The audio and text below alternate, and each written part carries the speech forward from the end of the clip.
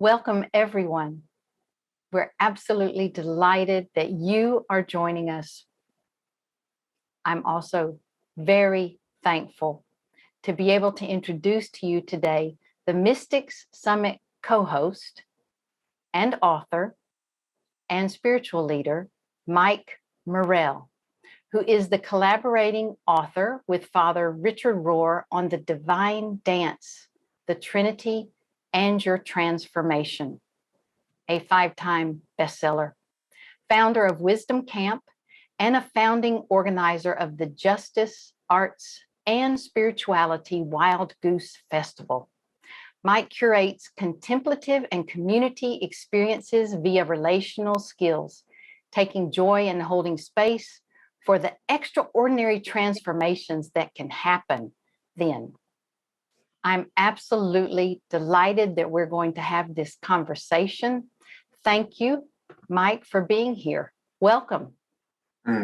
Thank you so much, Carmen. It's wonderful to be here. It's wonderful to be talking with you and everybody else today. What I'm really wanting to know about is a little bit more of how you reword and reframe spirituality to make it very accessible. So my first question may seem a little bit unique, but it's also coming off of the way you word things to make them so very dynamic. When did you, Mike, first realize that you're a spiritual, and I'm quoting you, weirdo? Thank you, Carmen. You're right. I'm calling myself a spiritual weirdo, and I'm doing so with full conscientiousness. You know, it wasn't through much of my upbringing, but at a certain point, probably in college and then going into my 30s, when I connected with friends who had a similar upbringing as mine, and they heard how I related to my upbringing, it struck them as deeply odd. And if people who didn't share my upbringing heard my perspectives, it struck them as even weirder. So it's probably good to back up a little bit and say more about what that background was. You know, I grew up in the Christ-haunted, God-obsessed American South, where church-going 3 times a week was a way of life, where one's religion and one's experience, one's personal internalized experience, was serious business. You know, looking back, I realized that I grew up in what would objectively be called a poor family economically. You know, in America, there's often the saying that everyone thinks that they're middle class, whether they're a millionaire or whether they're, you know, really, really destitute, that we all try to kind of push ourselves toward the middle. But as I got older, I realized, oh yeah, my dad works several jobs to make ends meet. Oh, the idea of like a fancy night out is going to Taco Bell once a week and eating off the 39-cent Fiesta menu. And in that cauldron of, you know, physical poverty, the often Southern American search for spiritual meaning can take on just such intense fervor. And so whether it was my mother praying the born again prayer night after night on Pat Robertson's 700 Club to make sure that she was going to be received into the kingdom of heaven, or whether it was the revival culture of Pentecostalism that we got swept into when I was 9 years old, and my parents had this powerful experience that's called a baptism in the Holy Spirit in that context, where they ditched 20-year smoking habits overnight and suddenly had a whole new list of rules to live by to be in integrity with this path. Religion was a serious business. You know, my mom, who passed away last year from COVID, God bless her, she really took my education into her own hands, pulled me out of public school. I was homeschooled for 7 years.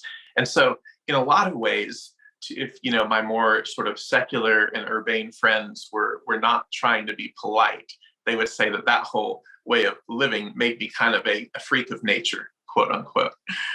And my friends who did grow up in the same kind of fervor, in the same kind of cauldron, they often, the moment they came of age, the moment they turned 18, were able to make their own decisions.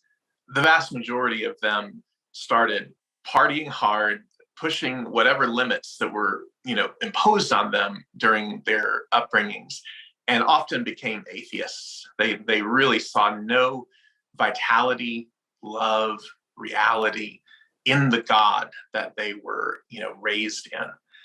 And so what makes me weird is that I share many of the critiques of my ex-Christian friends and the sort of evangelical culture that we grew up in. But I also saw sincerity underneath it all. I also saw glimpses of reality underneath it all.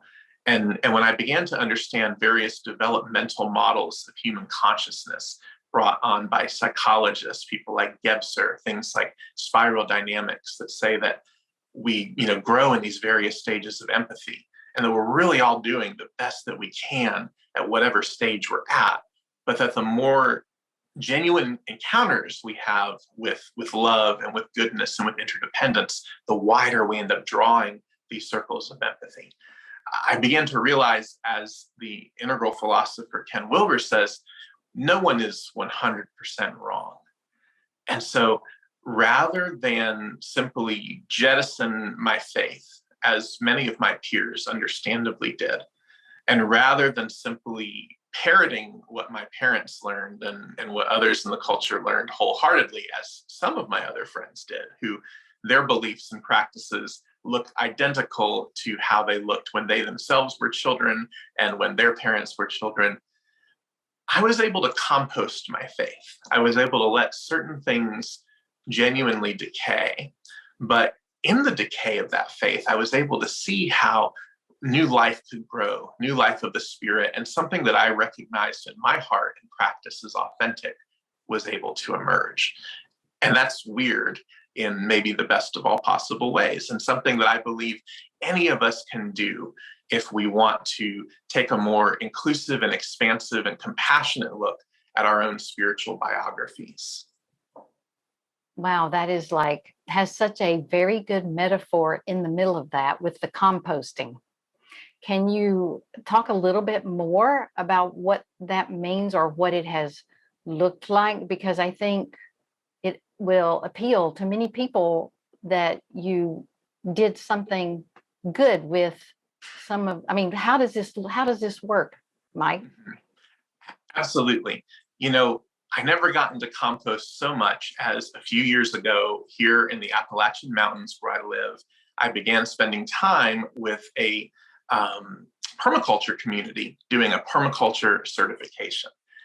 And it gave me a very practical answer to what sometimes feels like a deep and abstract philosophical question, which is, in the great cycle of life, what are humans actually good for? Like so many times in the contemporary world, if we're honest, it's kind of like the robots, the Smith program in the original Matrix trilogy, when they're ranting at Neo at the end, and they're like, humans are a virus on the planet. They're always, breaking things down into entropy. And while they're the villains in the story, it's kind of hard to miss their point that, like, ecologically speaking, we have an outsized impact. And yes, we have an outsized impact in art and culture and so many wonderful things, but we're also these sort of devastation machines. And what permaculture teaches us, these principles of wanting to live in more harmony, humility, and sustainability with the planet, is how can we work with the rhythms of nature rather than against them? But compost is really unique. What I learned from my permaculture teachers is that compost is something that humans can do that takes nature a lot longer to do on its own. And that, unlike many things we are currently choosing to do in our adolescence as a species that are more destructive, compost is a very generative thing. So if we take the fermenting scraps of the various things that we're growing, the things that we might consider to be trash, and we arrange them in a certain way, it produces this thermodynamic heat, it produces these nutrients that can enrich the soil, that can be good for the entire ecosystem, plant, vegetable, mineral, human, non-human alike. And it can take thousands of years for nature to reproduce that purpose, that process rather. And so compost is something on a very natural level that we can do that accelerates growth, ferment, and change. So how does that work in our spiritual lives? Amongst fellow travelers spiritually who are re-examining their past, there's been a term that's been borrowed from continental philosophy, from Jacques Derrida in particular, called deconstruction. In the original French, it's way more just like straightforward destruction, but it's about sort of a dismantling of, where one's faith perspective has come from. Well, I think there's a lot to commend to this sincere search for deconstructing one's faith. But so often when I see my friends and the practical fruit this has, there's the liberatory, the emancipatory excitement of leveling previous edifices of belief that did not serve, whether we're talking about racism, sexism, homophobia, this sort of purity culture that restrains our erotic potential and our sensuality, all in the name of religion. People are so glad it's genuine good news to begin leveling these beliefs. But often it's a very mental process. And when they level those beliefs, it creates a vacuum of meaning. And it often creates the fruit of despair for people.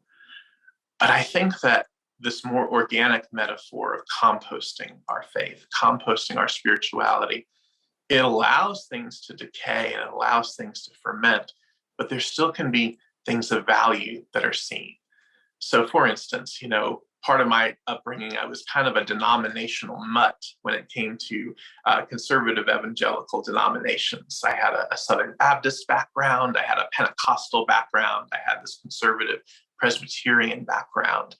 And even as a kid who spent several years each in each of these traditions, I noticed some things that began to compost my experience. I noticed that they all believed they had a corner market on the truth and on reality. They all believed that they were either the only game in town or the best game in town. And when I transitioned from one of these movements to another and saw that they held with equal sincerity and gusto this belief in their own specialness, it was a twofold reaction in me. On the one hand, I did see things that were genuinely special. Baptists were really good at organizing. They were really good at getting things done. Pentecostals were really good at activating and opening their emotional centers and feeling this pure devotional energy toward God. Presbyterians unapologetically loved the life of the mind as they understood it and were able to think through things and really enjoy that and get something out of it. And so even by the time I was 18 and had spent, most of my life in these three traditions, I realized, isn't it a shame that they have the hubris of this exclusivity about them? Because there are some genuinely delightful things that could mature in each of them if they were just allowed to breathe a little bit, if they were just allowed to ferment a little bit and allow new growth in the spirit to happen as they, the spirit hovering perhaps over the face of these putrid, composting waters. And so I just think that we can all aerate our lives and our pasts, whatever spiritual tradition that you come from.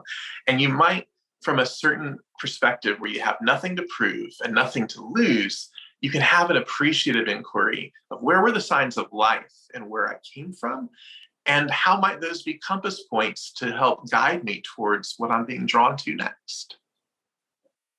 So those would be ways that if someone were wanting to know more about the contemplative or the mystic path, that a person could compost their own past or experiences. Is that what you're saying? Is that kind of what it looks like? Or is that, what advice would you give someone who's like, this is a really cool, organic metaphor that also seems very concretely doable? What advice would you give someone who wants to know more about how to actually do this? Wonderful question, Carmen. Yeah, I think there's a twofold answer to this. in mysticism and in practices of meditation, or in some traditions like Christian mysticism, contemplative prayer, we talk about the apophatic and the cataphatic paths.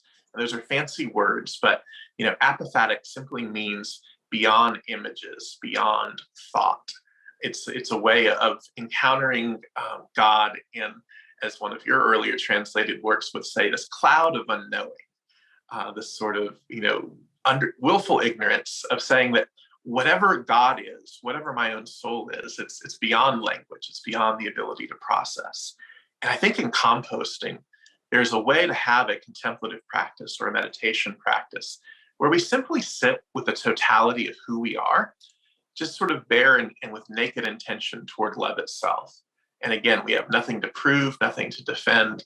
And I think that's a crucial part of this, is letting ourselves, which include our spiritual histories, to just kind of marinate, to just kind of be there without attempting to do anything with them. And I think that that's even a crucial way of getting our breath and our body involved, because so many times, like I said, deconstruction is this primarily mental process. But on the other hand, cataphatic spirituality, or spirituality of images, of the sacred imagination, is also really valuable. And we don't want to negate that we do have minds, that we do have imaginations, and that we can, put those to use in fruitful ways. And so I think that if I were to, give some input in how someone could compost their own faith and proudly embrace their own spiritual weirdness, it would be, on the one hand, to have a simple meditation practice. It could be centering prayer in the Christian tradition. It could be transcendental meditation. Whatever it is that allows you to simply sit and be in a non-judgmental way with yourself and with your stuff. And then a second part of this can be journaling, and journaling with an appreciative inquiry into your own past, including your spiritual past. And it might be, if you've run from the hills from your toxic religious upbringing, this could be an edgy practice, but if it feels safe enough, you can journal and say, one thing I know I'm glad I let go of in my spiritual tradition is, and really name that, really validate that, and anchoring yourself that that you're not, trying to cling on to what's no longer serving you, what's no longer bearing fruit. But then to also write, and one thing I actually appreciate about my spiritual past is, and just keep doing those pairs as long as it feels generative for you, and see what comes out of that, and see if it doesn't transform your own heart and stance towards where you came from. That's very practical. I like the fact also that you're saying, when you're journaling, what is one thing that I actually appreciated from it? So for me, I would say, from evangelical church-going childhood, the hymns, certain hymns, not all hymns, but certain ones, I could hear one today and it would still make me sort of tear up. So I like the fact that you're saying also look at, as part of this composting, what was really valid and really touched you, that was healthy. So I think that's really good advice. I want to sort of pivot just a little bit, because so far you've been describing with these very ingenious metaphors of composting, and then this marinating, all this really good language that's so organic and so doable. I want to look a little bit at the fact that you also grew up during a time of very rapid technological change. So I'm curious, how has the internet also shaped or influenced your spirituality, Mike? Wonderful question. Thank you. Something that's fun about you and I, Carmen, that we have discussed is that we were in the same relatively small southern college town for a number of years, and we overlapped a little bit. And for me, I went to a little private liberal arts college called Berry College in Rome, Georgia, and started in 1998. And when I started there, that was the first time I had regular access to a computer and a reasonably fast internet connection. Before that, it was dial-up when I could, catch it at friends' houses. But now we had DSL and we had computer labs. And having just gone through this ferment that I described of, Southern Baptist, Pentecostal, Presbyterian, going to college, and even though there was still a strong conservative evangelical presence at Berry, there were also people who definitely weren't that, who were asking questions around, the humanities, around human rights, around philosophy that opened my mind and stirred my heart. And simultaneous with that, I was getting involved with this intentional community-based house church movement. It was a small movement, but we had about 40 different neighborhood-based churches worldwide where we were open, we were egalitarian, we had participatory gatherings where everyone brought something to the table. There was a publishing arm that published the Mystics, including a translation of Brother Lawrence's work. And the internet was a large way in which these kinds of communities were finding each other and spreading this message. And so originally what I did, and this was before Google existed, if some of younger viewers might have a hard time even imagining this, there were search engines. They were called things like Alta Vista, Dogpile, etc.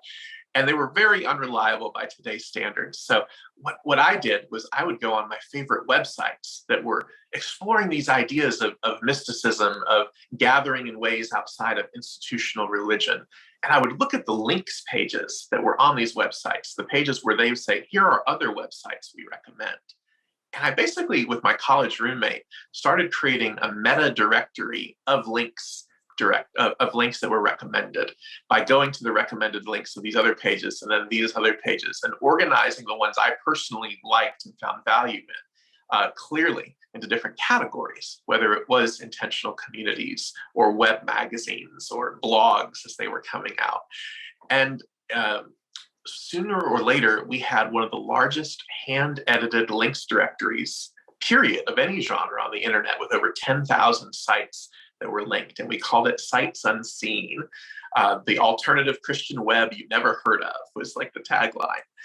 And this ended up getting me written up in the Atlanta Journal-Constitution, but more importantly, people were writing in constantly from all over the world, either recommending websites or thanking me for connecting them to other people. And they were saying, thank you, because now I know I'm not the only weird one out there. I'm finding people who resonate with these perspectives, these experiences. And in many cases, they were finding people in their own neighborhoods who they could gather with and try certain spiritual experiments and try different ways of being community. And so I would say that just like it expanded out semantically from this one particular niche of house church into different areas of rethinking philosophy, spirituality, theology, I ended up creating this kind of semantic web that mapped with my brain. And just as much as being in college, this links directory expanded my own heart in considering matters such as LGBTQ inclusion, or even, I'm somewhat embarrassed to admit, like women in ministry, things that in my conservative upbringing were not, as widely discussed, never mind embraced. And so the internet, while we understandably are aware of the downsides of it, the ways that it can increase the spread of misinformation, of hatred, of some of the worst impulses in humanity, there was and remains something beautiful where we can also use it as a tool to find like-hearted people and to expand our own horizons with what's possible. Wow, that is I think a lot of people will hear that and just be like, wow, that is such an early understanding of how the internet, or sort of a intuition of how the internet is really able to also do the good thing of establishing community, as you say. And I really like remembering that, that we do have a lot of, even being able to have these conversations, that the internet and Wi-Fi is a wonderful tool then. And you were early in on that. So that's quite impressive, really. So I'm curious, I know that growing up, especially in your generation, there was one very, very, devastating actually, event that happened, which was 9/11. And I'm wondering if you could speak a little bit about how that changed your understanding of, or the way you interpreted your religious upbringing? What did 9/11 mean to you and your spiritual understanding or growth? How did it enter into your life, and what changes came about because of your taking it in and interpreting it and walking through it, really? Yeah, thank you for that question, Carmen. 9/11, meaning September 11th, 2001, when planes crashed into the World Trade Towers as well as into the Pentagon, was a pivotal moment for all Americans and so many people around the world. An absolute human tragedy of grief that I've heard it echoed before and since, where people are like, do you know where you were when this happened? And it's like, yeah, for me, I was delivering mail on campus when the second tower fell live, and saw it there on television, and just sort of stood with fellow students in this collective grief. But what began to make me spiritually weirder was then realizing the ways how very quickly our nation pivoted from a collective grief to assigning blame to an enemy that turned out to be dubious, turned out to not really be the target of a certain political enemy, and then rallying the troops literally and culturally to war against this enemy. And when I saw how quickly my co-religionists that I grew up with were, rattling these war sabers, and were so delighted, it seemed, to, inflict upon an enemy what had just happened to us, with an even higher death toll. The madness of it struck me in a way that, didn't during previous wars when I was younger, and didn't, fully, I simply imbibed the propaganda that I was raised with. But while even, in early college, I had begun to compost some elements of my, spiritual past, I had not yet rethought the social or the political elements as thoroughly as I was forced to with the events of 9/11. Again, thanks to the internet, other fellow evangelicals in transition were publishing things like this pamphlet called The 95 Theses, evoking the Protestant reformer Martin Luther. 95 Theses on the nationalist idolatry of the United States. This, absolute firebrand of a statement that really called to account people who claimed allegiance to a universal God and to a Christ who is the Prince of Peace, who were committing unironically and wholeheartedly to war, and were simply using the same chapter and verse citation that we grew up hearing in sermons that guided our morality, that guided our ethical decision making, and showed how if we took Jesus' Sermon on the Mount seriously, if we took his admonition to love our enemies, sacrificially seriously, then there's no way we could actually just sort of wholeheartedly, unilaterally get involved in a conflict that scapegoated an enemy who had a very tenuous connection at best to what actually occurred. And there was a poster that was popular in seminaries and in undergrad colleges at the time. And I want to say it was a quote by the theologian Stanley Hauerwas. And it said, "A modest proposal for peace, that the Christians in the armies of the world refuse to kill each other." So even accepting, taking aside for a moment, common humanity of all, if even Christians in the world, refuse to fight other Christians, many conflicts around the world would immediately grind to a halt. And when I saw that, it radicalized my faith, but also radicalized my mysticism, because I realized that at the heart of mysticism for me is this idea of unity, this idea of interconnectedness, that God, creator, is the source of all things. And especially, this peculiarly Christian idea of God as Trinity, where we confess the oneness of God within this plurality of relationships and relationality.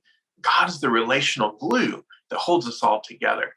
So if I were to feel in my heart and in my spiritual practice, when I'm going down on my mat, or when I'm in nature, or when I'm clumped up in a circle, huddled with my house church fellows in worship, this sense of connectedness, how could I betray that by going to war? And when I had that set of convictions, it personally put me on the outs with so many of the people that I grew up with before, who might be able to tolerate me as they thought of it dabbling in mysticism or dabbling with an alternative way of gathering as church. But to question, violence against fellow humans, that was a bridge too far for many, and really was just another stage in my growth of recognizing that I was a spiritual weirdo. Well, I think that that's actually such a good story because, we all see how devastating the knock-on effect is of scapegoating, as you so well put it. Scapegoating, and then someone is attacked for being perhaps Muslim, or with COVID, someone who is from Asia.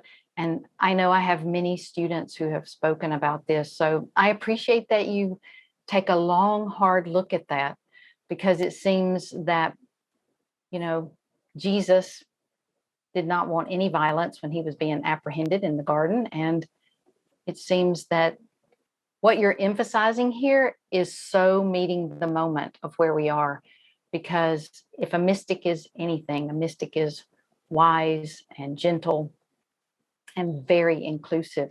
So that brings me to another thing I'm interested in, Mike.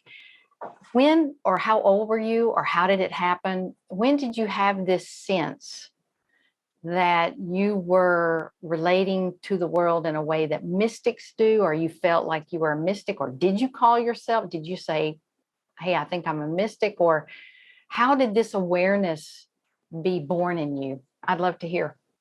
It's a wonderful question. And, to cut to the quick of it, again, I grew up in this atmosphere of spiritual ferment where there were many times I felt like God was close, but often it felt more like I was chasing an event rather than relating to a person, or shifting into a state of consciousness and awareness that I always had access to.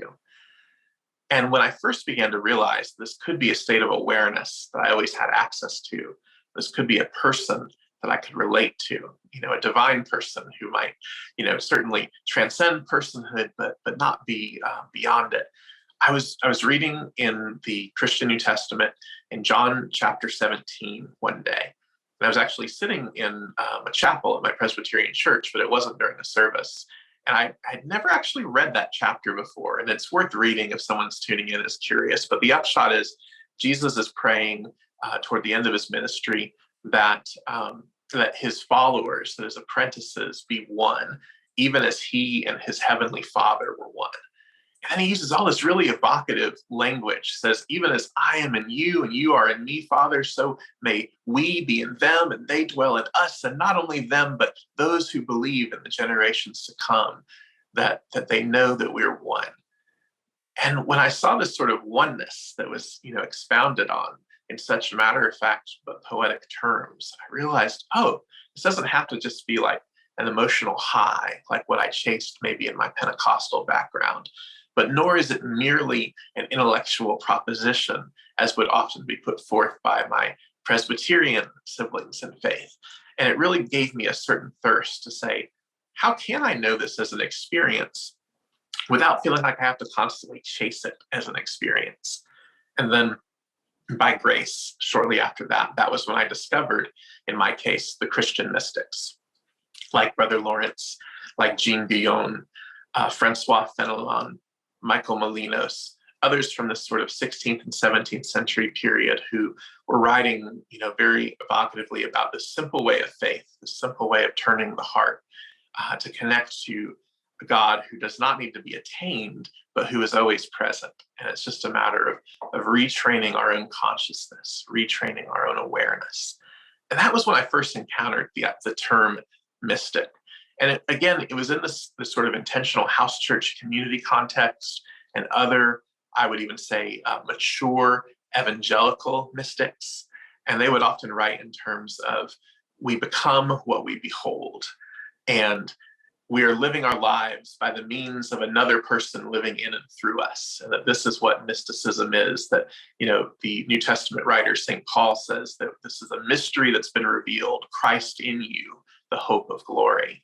And so that idea of Christ living within us, God living within us, the Holy Spirit indwelling us, gave me permission, even in that sort of transitional time of moving out of a more conservative, traditionalist religious upbringing, to call myself a mystic and to begin to practice in ways both solo as well as together in this house church context and with some Quakers that I connected with, to figure out ways to connect with this ubiquitous spirit in a group context as well.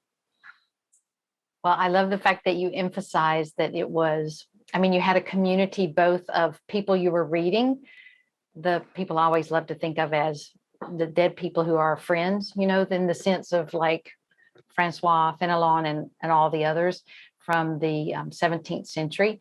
But I also love the fact that you were in a community in the present time.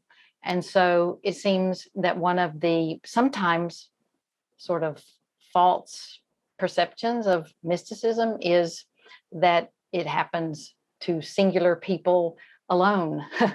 And you've really given us a really good look at how it is this composting, this very organic approach that you have of nothing is lost, and yet also it's very altered and changed in this process. And then how there is a community of people you're reading who may not be alive anymore, although we can still commune with them. And then also the community of those you're presently with, whether it's family or it's actual community of other worshipers or other spiritual seekers. I love the fact, Mike, that you emphasize that community aspect. So that leads me also kind of to my next question as we kind of wind down. If someone wants to know, like if you had, and I know this is really hard to condense, but how would you respond to my asking, what is one really good approach or one thing you can't do without, some piece of advice you would give for someone who's wanting to know more about this path, this contemplative, mystical path? Is there any one piece of advice or something you haven't been able to say yet that you would like to leave people with as they are considering everything you've said that's been so helpful?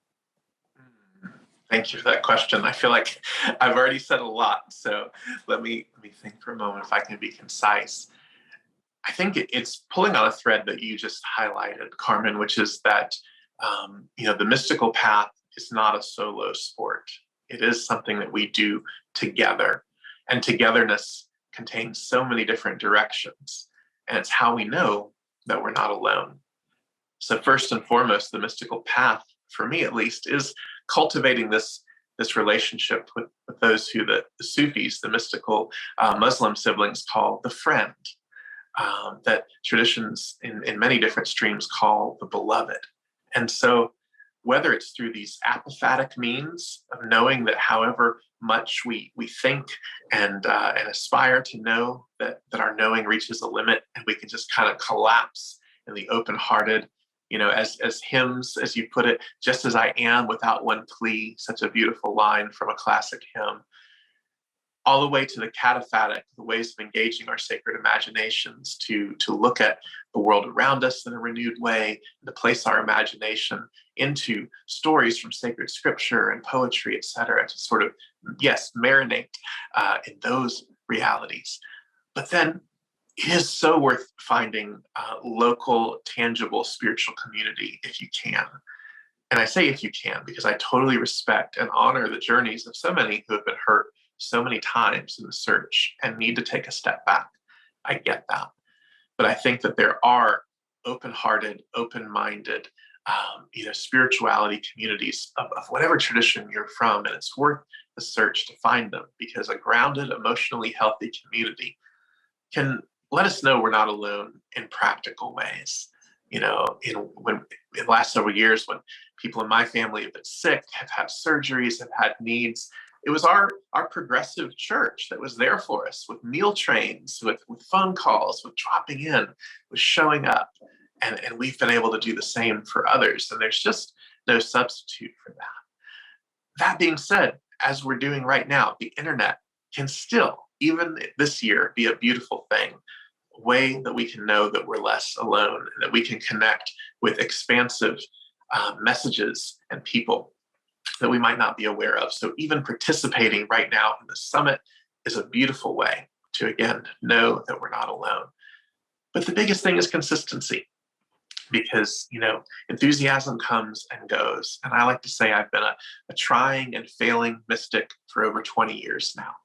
With ADHD, with various neurodivergencies, sometimes a consistent practice of either silent prayer or journaling and imagination can be challenging for me too. So if you're watching this and think, oh, someone's on a screen, it means they've got it all figured out. Here's the news flash: we don't. It's just that we want to keep on returning, and that we know that there's a grace for us to keep on returning and to keep on trying, and that gradually, little by little, it's not overnight, it does begin to transform our consciousness, which for me means that I have more practical empathy for a wider circle of people, but I also don't leave myself out of that circle. I have more compassion for myself. And for anyone listening today, I hope that you can continue along with these practices, even if they're halting, where you find more compassion for yourself and for others. That's beautifully said, Mike. And I love the way that you put it, that it's not a solo sport. That's mysticism, not a solo sport. And I also love the fact that you draw attention to how neurodivergency is also very much a path for meditation, and that you talk about your own experiences with it. I myself have had experiences with dyslexia. And so I love the fact that you emphasize that we don't have to come to it perfect. We just bring what we can and do what we can as we can. I love how you said you've been, how did you put it, failing and succeeding, or but I love the fact I've been a trying and failing mystic for 20 years. I love that, trying and failing. That seems to sum it up. And I think that that's a very hopeful and open and inclusive message. And the fact that when you do that, you do see changes, and you also make space for your own self-compassion. That's a powerful message, Mike. I really love it. And I was thinking, since it's not a solo sport, could we also tell them, everyone who's listening, all our wonderful listeners, where they can find you online so they could talk with you perhaps there also? Absolutely. Thank you, Carmen. Yeah, my headquarters for all things online is my blog. It's at mikemorrell.org. So MIKEMORRELL.org. And I've been blogging, again, off and on, trying and failing, also for almost 20 years. And so deep archives, I have a policy of almost never deleting things, so you can trace my own journey of thought through the deep archives. But even more so, you can stay in touch through my blog. I offer a bonus chapter of a book I was privileged to write with Father Richard Rohr called The Divine Dance, The Trinity and Your Transformation. And in this bonus chapter, I describe a really powerful experience I had with God in and as everyone around me, God as relationship, and what inspired me to help contribute to that book. I give it away for free. You can find that also on my blog, and stay in touch through my email, where I get to share reflections with people from all over the world on a regular basis.